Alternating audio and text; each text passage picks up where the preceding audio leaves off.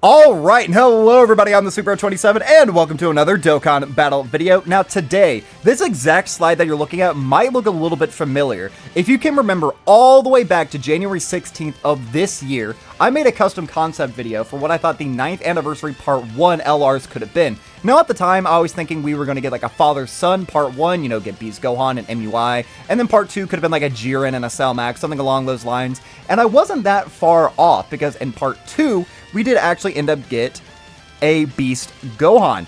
So, I thought it would be kind of fun seeing as Beast Gohan is right around the corner over on Global Dokkan. He's like about 2 weeks away as of the time I am recording this. I thought it would be fun to compare and contrast what I thought the character could have been to what we actually ended up getting. You know, it'll be kind of fun to see, like, how am I able to reach into Amatsu's, like, the deep, dark corners of his brain, you know, be able to pick it and see how well I'm able to design a character. Now, I did do this one other time back during Golden Week of last year. Or two, how long ago was that? I think it was last year. It was. Because I made a custom video for LR Shin. That was the very first custom concept video that I've made on the channel. And then when LR Bulma ended up dropping, I compared my two characters to see how close they were. And to be fair, I almost made the actual Beast Gohan we got. Not to toot my own horn or anything, but I do know a thing or two about this game. And I made them very similar. So let's go ahead. We're going to have a little bit of fun diving into this. We'll be swapping back and forth between the two slides a lot. That way we can see just kind of how close I was. So, I predicted that we would be getting an Int LR, whose leader skill would be Miraculous Awakening, Exploding Rage, or Bottom Master and Disciple as the 170, and then the 30% would be Superhero or Hybrid Saiyans. Now, if we go over here, we end up getting an S tier LR, who leads Superheroes, Miraculous Awakening, Bottom Master and Disciple, 170, and then the 30% is to Entrusted Will or Movie Heroes. I almost perfectly got this leader skill, by the way, just throwing that out there. Bottom Master and Disciple and Miraculous Awakening, I did predict that would be the 170s. And then I put Superhero as the 30%, but we ended up getting it as one of the 170s. The only reason I didn't give him that is because I didn't want to step on the toes of Beastless, Physical Beastless, because he leads Superhero, so I thought it'd be a little bit weird to have every single beast lead the same category. But I guess, you know, overall, I wasn't too far off.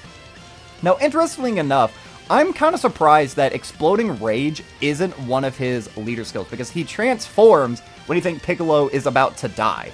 And I feel like, I don't know, it's just a little bit odd in my opinion. I feel like he really deserves Exploding Rage because, yes, this is a Miraculous Awakening. This is the very first time that we see Beast and everything along those sorts. But Entrusted Will, I find just a little bit weird being the 30%. Now, Entrusted Will is a weaker category, so I do understand, like, why he got it. Very similar to, like, Angel SSJ3 Goku, who got Time Limit as one of his 30%. It's a very weak category, but just by having a really good character who can also lead a weak category, you massively buff that weaker category just as a whole. But overall, I feel like the leader skill, just saying, I almost nailed that. And another thing that I nailed is the 18-key super attack. I predicted that this would be a what-if character where we would get to see the Bottom Master and Disciple Special Beam Cannon. Again, I predicted this shit. This came out on the 16th of January. I don't remember if I posted these custom these custom characters over on Twitter or not. That is something I normally do, so we're going to do a quick little Twitter plug. If you don't follow me on Twitter, go ahead and follow me down there. I post Dokkan stuff all the time. I'm very active in a bunch of different communities. You know, the art community, the VTuber PNG community, the Dokkan battle community. I'm very interactive. I try to reply to every single comment that I get. And a lot of the time when I make these custom videos, I actually post my rough outline sketches for what I think these characters will end up being over there. And then I kind of refine them before I make the video. So if you ever want to see these characters early, go ahead and check me out there. But let's go ahead and talk about the 12 key. So the 12 key I thought would be his Soaring Kick, which would raise attack and defense for 1 turn, colossal damage to the enemy, and then lower enemy attack and defense. What we actually ended up getting, it's called the Vicious Demon Blast, which is an other type, which greatly raises attack and raises defense for 1 turn, and does colossal damage to the enemy. I predicted that the 18 key would be a Special Beam Cannon, which would greatly raise attack and defense for 1 turn and cause mega colossal damage to the enemy. We ended up getting a melee called the Devastating Lightning Wave, which stacks attack, greatly stacks attack even, raises defense for 4 turn, does mega colossal damage to the enemy. And then this is where I got a little bit off the ball. So, yes, I did predict that we would be getting a unit super. However, I thought you would specifically need a Power Awakened Piccolo or an Orange Piccolo. You're actually able to activate this with just any Piccolo. Now, my mindset was that I thought, like, his side banner unit would be an Orange Piccolo or a Power Awakened Piccolo or something along those lines. We ended up getting, what is it, the Krillin and Android 18 unit, which is like a dodging support. So it's kind of cool that that unit did get created, just because, you know, it's kind of fun seeing Krillin and 18 get some more representation outside of just a free-to-play from the 6th anniversary.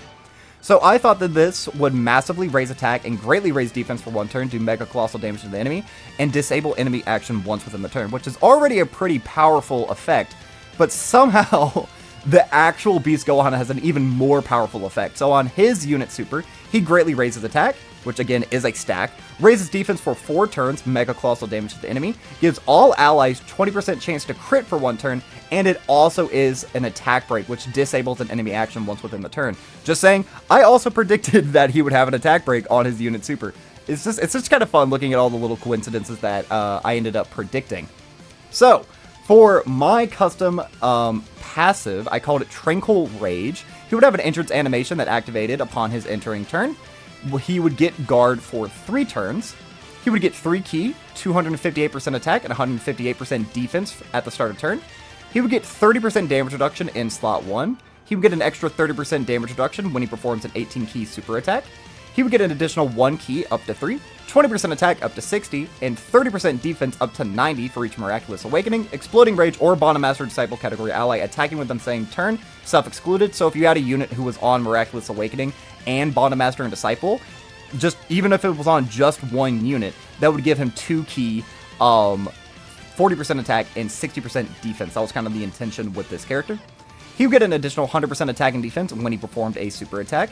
He would get an additional 10% attack and defense for each attack he performed up to 100%.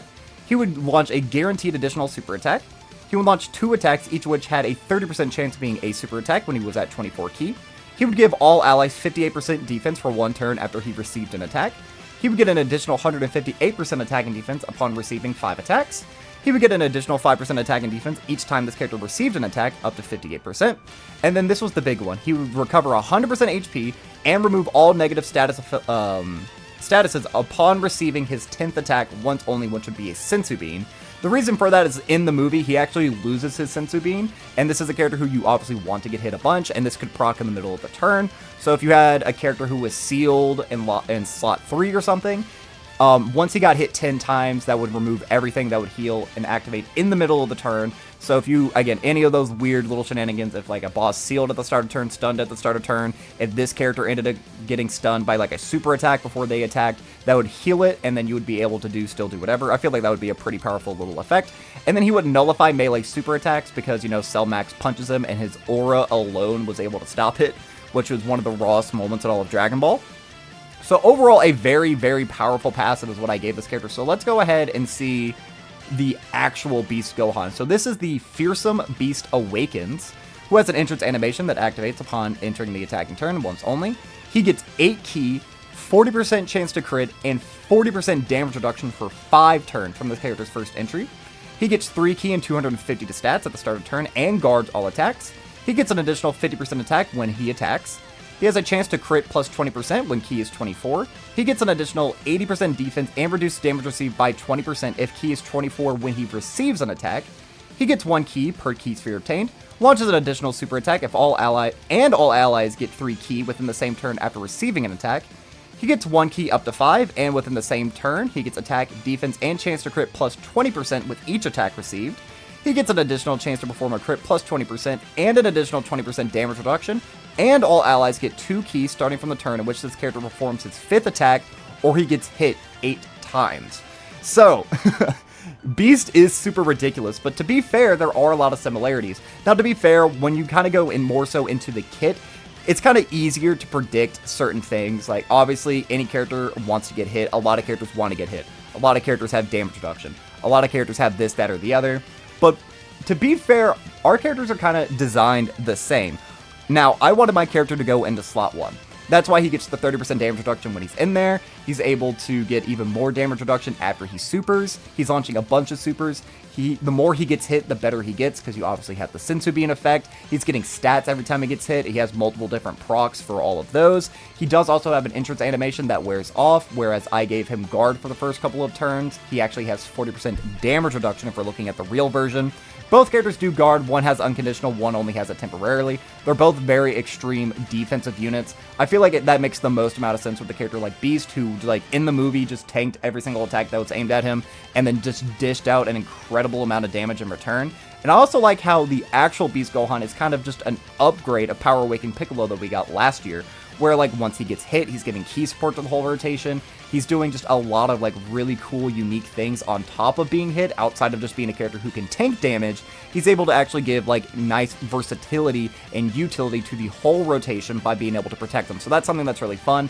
I also like how within the turn he gets stats, whereas like my character gets the permanent attack buffs every time he gets hit. This character just gets it within that single turn, but still they are getting buffed every time they get hit within a turn. So I feel like the passives are actually, again, pretty freaking similar. Now, obviously, I would argue the real Beast Gohan is way better than mine, just because he has the potential to have more damage reduction. He can be put into more slots. Mine is locked into slot 1. But I feel like if this were a real character, no one would really complain with everything that he's doing. I even made my character int, so he would have that 5 dodge, so that there would be certain occasions where he wouldn't be as powerful because you would get that 5 dodge. So maybe he could dodge a super, but outside of that, you would maybe be missing out on getting that Sensu Beam, which could be clutch because you could use it later on. Or it would take a little bit longer for you to get that extra 58% attack and defense because you'd have to get hit, 12 times to get fully built up there. On top of getting, once you get hit 5 times, you get an extra 158 to your stats, which is a massive, massive, massive, massive buff. Now, I also do want to say I kind of predicted the attack thing. My character, I gave him 258% attack because 58, you know, that's like the Gohan number.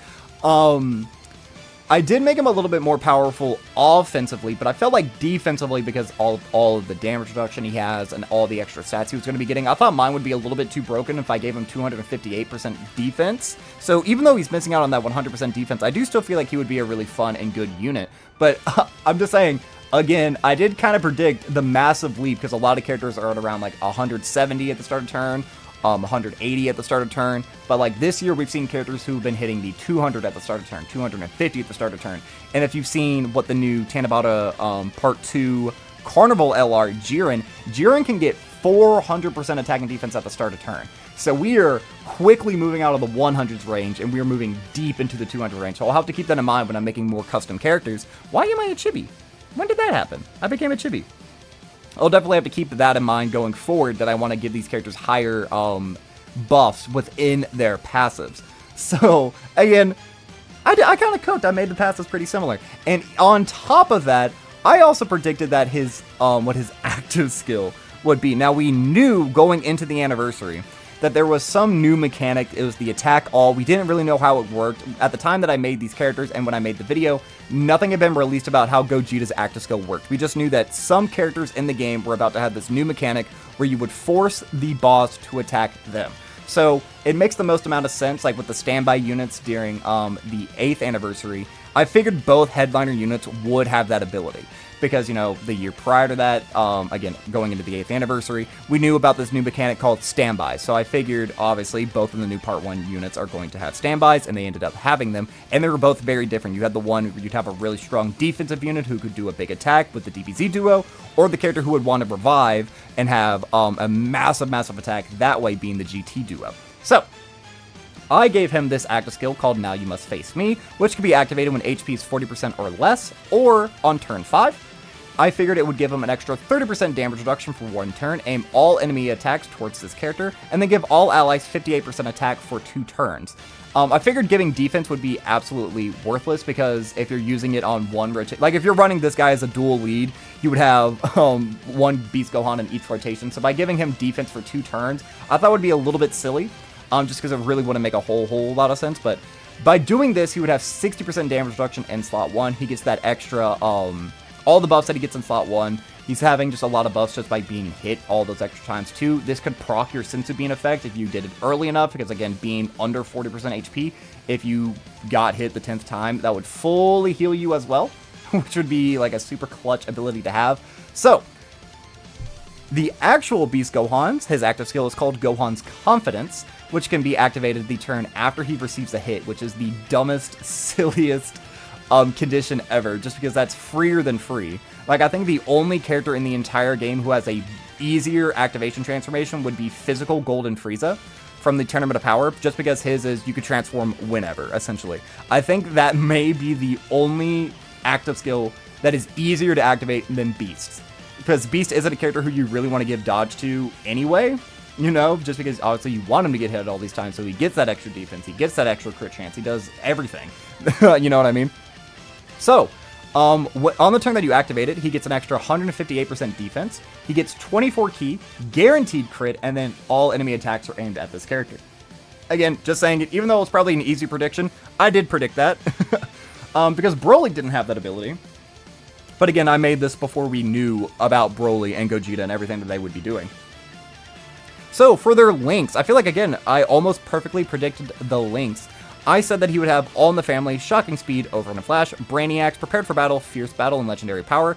When I was designing this, I was kind of thinking his perfect linking partner would be Tech Ultimate Gohan, so that's why I gave him links like All in the Family and Brainiacs, just because those are links that have a lot of defense, and that would work really well because both of those units are incredibly defensive. At the time, yet again, Tech Ultimate Gohan, we didn't know he was going to Easy A, we had no idea what would be coming up, anything like that, but I knew eventually he would be Easy Aing, so having a really good slot 2 option, a character who would never die, because his Easy A is really freaking good. You can put him into slot 1 or slot 2. That's a character who isn't going to die, and really, he can take a lot of damage on super attacks, but he's not really a character who's going to ever be frauding out by normals, especially if you do have these huge defensive links activated. So that's why I decided to give him those links, and I think I got 5 of the 7, because he actually has All in the Family, Sand Warrior Race, Infighter, Shocking Speed, Prepare for Battle, Fierce Battle, and Legendary Power. So instead of Brainiacs and Over in a Flash, you got Infighter and the Sand Warrior Race. The Sand Warrior Race is really good. Infighter is a little bit of a not too good link. It's not necessarily the most common, and I think it only debuffs, if I'm not mistaken. But debuffs are huge because we do have things like Cell Max, we have Supreme Magnificent Spectacle Gogeta, we have Kid Buu, all these fights who have the ability to debuff them. I think it's only offensively. I don't think you can debuff any of those enemies defensively. And I did get a little bit lazy again because I didn't really want to type all those out. I literally just copy-pasted those off the Dokkan Wiki, and then I changed the color of them. That's why they have a little underline on them. But yeah, so I feel like 5 out of 7 links. Again, that was a pretty good little prediction right there. And to be fair, this is a really good linking partner for Tech Ultimate Gohan. Just throwing that out there. So mine would link a little bit better with him. Just throwing that out there. Just throwing that out there. And then finally, for his categories, I predicted that he would have Miraculous Awakening, Exploding Rage, Bond Master and Disciple, Superhero, Hybrid Sands, Full Power, Transformation Boost, Movie Hero, Goku Family, Siblings Bonks, Connected Hope, Saviors, Battle of Fate, Bond of Parent and Child, Earthbred Fighters, and then Legendary Existence. Whereas the actual Beast Gohan has Hybrid Sands, Full Power, Movie Hero, Goku Family, Sibling Bond, Bond of Master and Disciple, Exploding Rage, Connected Hope, Miraculous Awakening, Entrusted Will, Battle of Fate, Bond of Parent and Child, Earthbred Fighters, and Superheroes. I think I got literally all of those except for Entrusted Will. Instead of Entrusted Will, I predicted Legendary Existence. Now, the reason I gave this guy Legendary Existence is so he would link well with the Goku unit that I also created. That way they would be on the same leader skills with one another. But I figured the Beast transformation could theoretically get the status, because you look at a couple of the other characters who were on Legendary Existence, there are a couple of, like, oddballs out there who, like, really weren't, like, prophesized characters or whatever. Hold on, you know what? I'm actually going to pause this recording. Let's go ahead and pull that up, so that way we can kind of see a reference point for what I'm talking about. Alright, so now that we're here over on the wiki, now Legendary Existence, it consists of characters who were revered as legends, but then you look at a couple of these and it's like, why are they then on here? Like, yes, the Super Saiyan makes sense. Ultra Instinct, that does definitely make sense. The God Transformation, that does make sense. But, like, Beerus?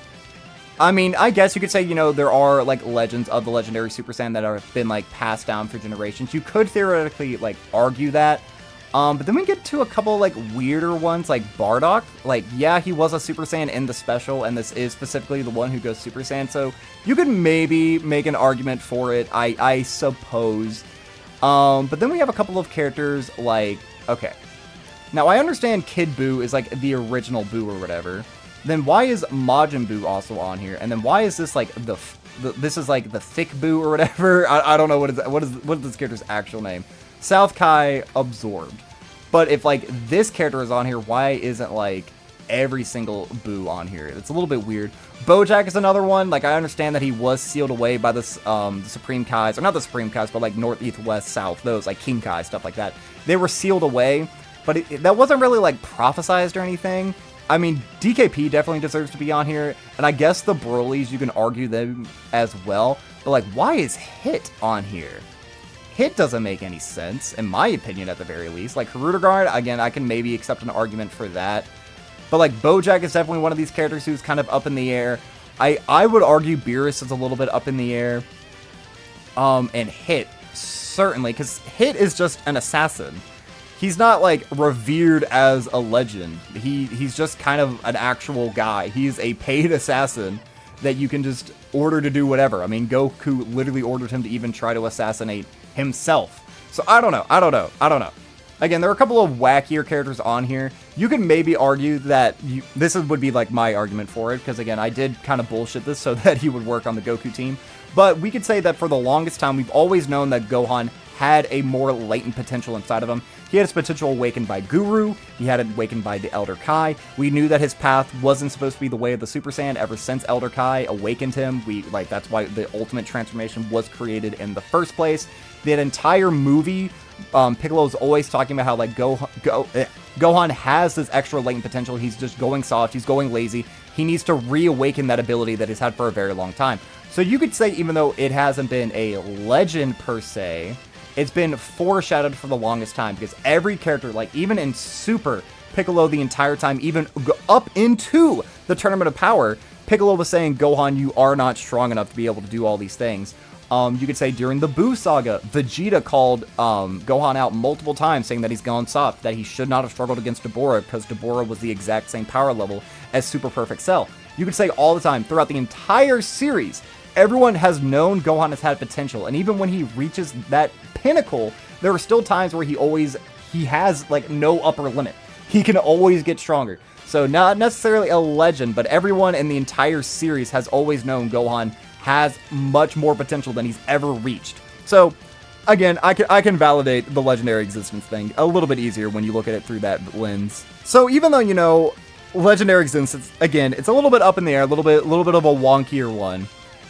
Entrusted Will, I feel like, is also kind of a wackier one for this character. Like, I understand Entrusted Will. It's like he had to have been the one to stop Cellmax. No one else could have done it. And he was also the one who showed up in the moment to be like, all right, I am going to be the guy that is going to save the day. You know what? I guess just for argument's sake, let's also look at Entrusted Will. All right, now that we're looking at this category, consists of characters who have been entrusted by another person. That's very, very generic, I suppose. But, like, let's really look at this. I mean, obviously we have Beast. But, I mean, you could argue with that exact line of reasoning, almost every character in the entire show should be on here.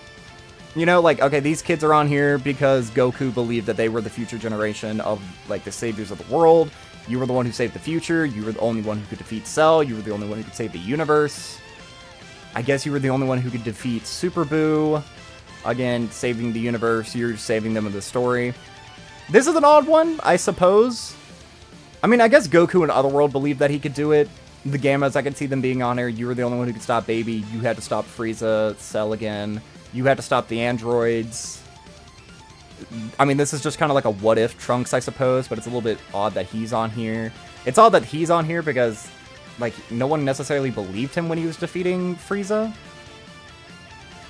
I mean, you were defeating Zamasu, so you make sense. I would say maybe this version of Trunks doesn't make sense because this is just him fighting in that little filler when he was went back to the future that one time. Yeah, looking at it, a couple of these are very random, actually. It's filled with a lot of, like, the hybrid Saiyans, I suppose. And, like, Piccolos or whatever. I don't know. I feel like this is, again, kind of like a grab bag of characters. So you'd be like, oh, well, this character was Entrusted Will. But if we look at a category like Connected Hope, who's a character who I know is on Connected Hope? Are you on Connected Hope? I think so.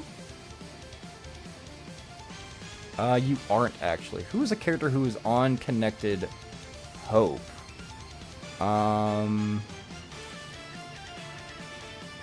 Let's see. So what is the argument for Connected Hope? Consists of characters who have represented someone's last hope. See, those are pretty much the exact same things. I guess this is more of like a last hurrah kind of thing, but even still, I don't know. I guess this is a little bit more specific, whereas the other one is more generic. Like having someone believe in you and having being someone's last chance. I guess those are two separate arguments, I guess. But this is also kind of like a random assortment of characters if we're really looking at it. Like, why are you on here? Like, if that makes sense. I mean, this is a little bit random, I guess. I mean, Gogeta makes sense, I suppose. Super Trunks doesn't make sense on this category. I don't know.